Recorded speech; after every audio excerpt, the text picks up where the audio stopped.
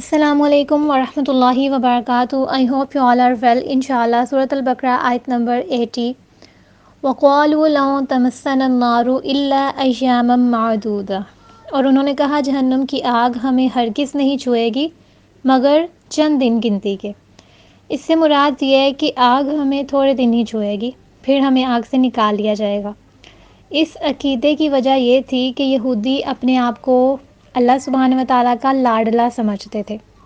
یہودی کہتے تھے کہ دنیا کی جو عمر ہے وہ 7,000 سال ہے اور ہم ہر 1,000 سال کے بدلے ایک دن دوزخ میں رہیں گے. اس لحاظ سے جہنم جانے کی کل مدت کتنی بنتی ہے ان کی؟ صرف 7 دن کی. تو ان کے نزدیک وہ صرف 7 دن جہنم میں رہیں گے اور اس کے بعد جنت ان کی ہی ہے. اسی طرح ان میں سے کچھ لوگوں کا یہ خیال تھا کہ ہم 40 دن بچڑے کی عبادت کرتے رہے تھے، اس لیے صرف ہم 40 دن ہی جہنم میں جائیں گے. آپ کو یاد ہوگا کہ میں نے پہلے بتایا تھا کہ تورات جب موسیٰ علیہ السلام کو ملنی تھی تو وہ 40 دن کے لیے وہاں گئے تھے اور پیچھے سے بچڑے کی انہوں نے عبادت کرنا شروع کر دی تھی. تو ان کے نزدیک وہ 40 دن تو جو ان لوگوں نے شرک کیا تھا جسٹ وہی ڈیز جہنم کے بھی ہوں گے ان کے لیے. اور اسی طرح آخرت کے بارے میں یہ عقیدہ رکھنا کہ اللہ تعالیٰ کے چہیتے ہونے کی وجہ سے ہم بچ جائیں گے، تو انسان کو اپنی دنیا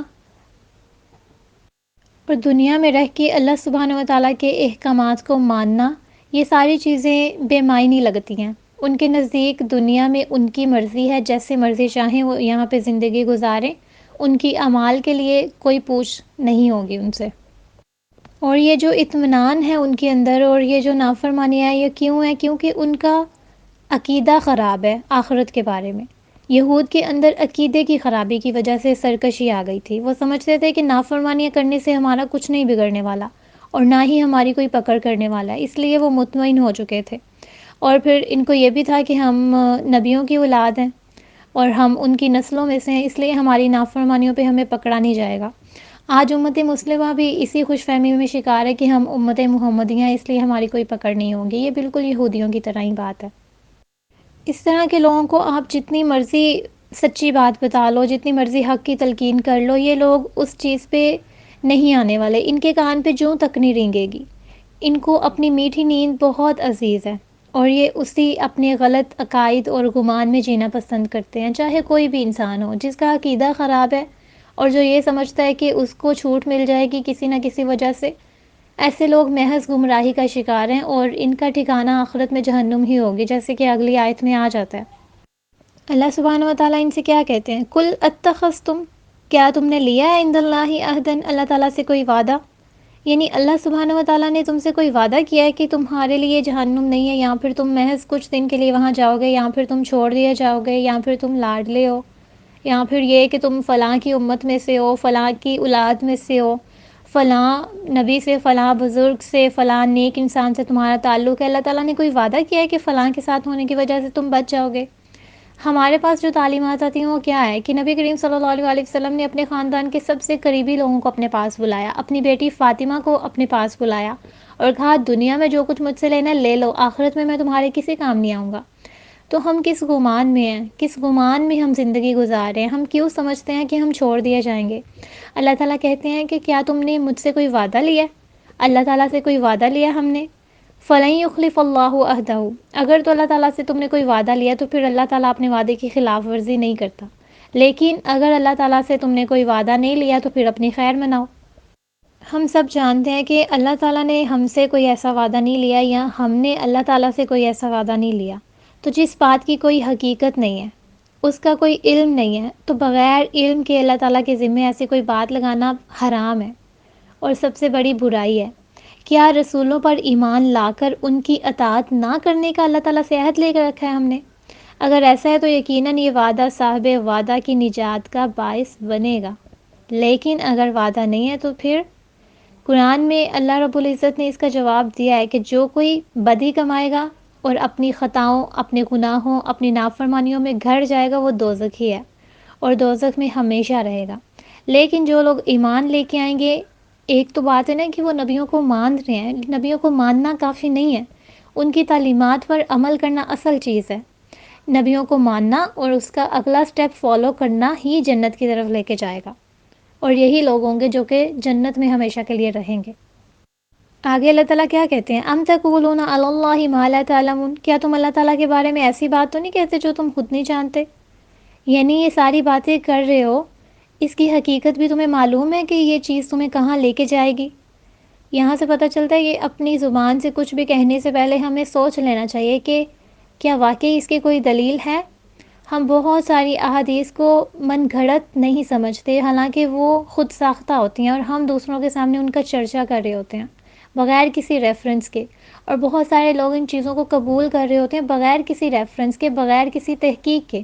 ہم لوگ تحقیق نہیں کرتے، سنی سنائی بات کو آگے کرتے ہیں، اور حدیث میں سنی سنائی بات کو آگے کرنے والا سب سے بڑا جھوٹا کہلایا گیا ہے۔ تو جب بھی آپ چاہتے ہیں کہ آپ حق پہ رہیں اور آپ کے سامنے سچی چیزیں آئیں تو تحقیق کرنا سیکھیں کہ جو چیز آپ کے سامنے آ رہی ہے، اگر کوئی فلاں آپ سے کہہ رہا ہے کہ یہ حدیث ہے تو اسے بولیں ریفرنس دو اس حدیث کا۔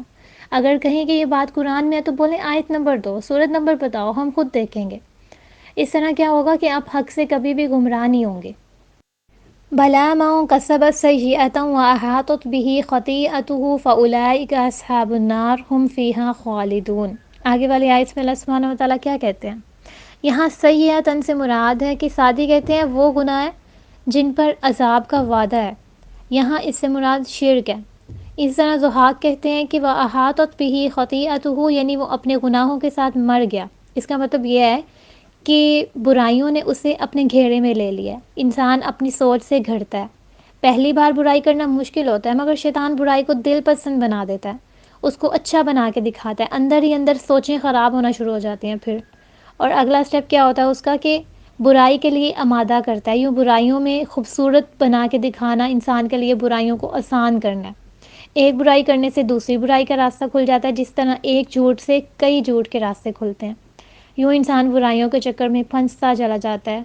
پھر اسی طرح انسان جب برے کام کرتا ہے تو اس کی دوستی بھی برے انسانوں سے ہوتی ہے۔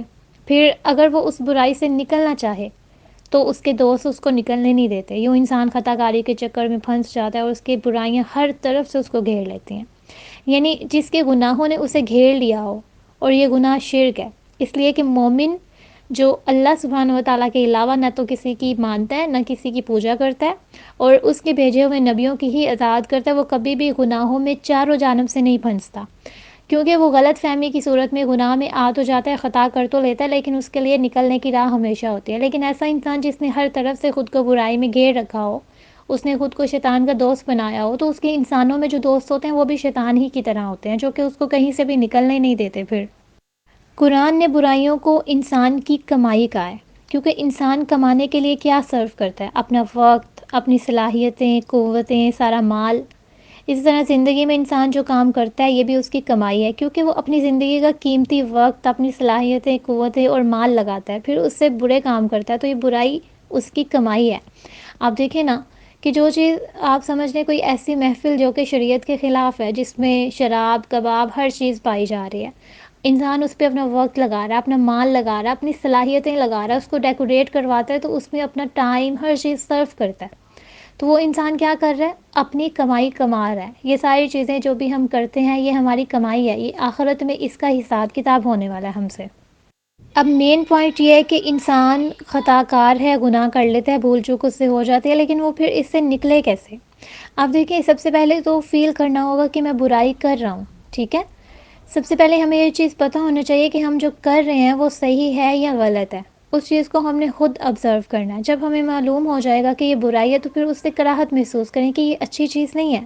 انسان کو برائی کے بارے میں نقصان محسوس ہونا چاہیے، اس کو شعوری طور پہ فیل ہونا چاہیے کہ وہ کر کیا رہا ہے، اور جب انسان شعوری طور پہ اس چیز کو فیل کرتا ہے تو پھر وہ سوچتا ہے کہ یہ میں صحیح کر رہا ہوں یا نہیں کر رہا صحیح۔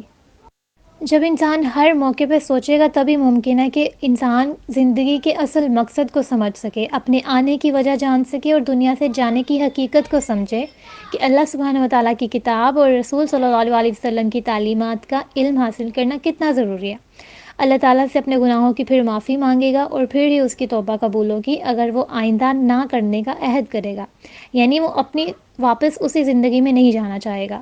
یہ سب کچھ تبھی ممکن ہوگا جب اس کی صحبت بدلے گی۔ تو سب سے پہلے اگر کوئی انسان چاہتا ہے کہ وہ برائی سے اچھائی کی طرف آئے تو اسے چاہیے کہ اپنی صحبت بدلے، اپنے آس پاس کے لوگوں کو دیکھے کہ وہ کس طرح کی کمپنی میں رہتا ہے۔ ابو داؤد کی ایک حدیث ہے کہ رسول صلی اللہ علیہ وسلم نے فرمایا لوگ ہلاک نہیں ہوں گے یہاں تک کہ ان کے گناہ بہت زیادہ ہو جائیں گے۔ تو ہمیں اللہ سبحانہ و تعالیٰ سے ہمیشہ دعا کرنی چاہیے کہ وہ ہمیں کبھی بھی ایسی خطاؤں میں نہ ڈالے جس سے ہم کبھی نکل نہ سکیں یا پھر ہماری اسی حالت میں موت آ جائے۔ فرض کریں آپ کسی برائی میں مبتلا ہیں اور کسی کو اس چیز کے بارے میں پتہ بھی نہیں ہے کہ آپ کچھ غلط کر رہے ہیں اور آپ کی اسی غلط چیز میں آپ کی وفات ہو جاتی ہے تو آپ کی زندگی کا اختتام کیسا ہوگا؟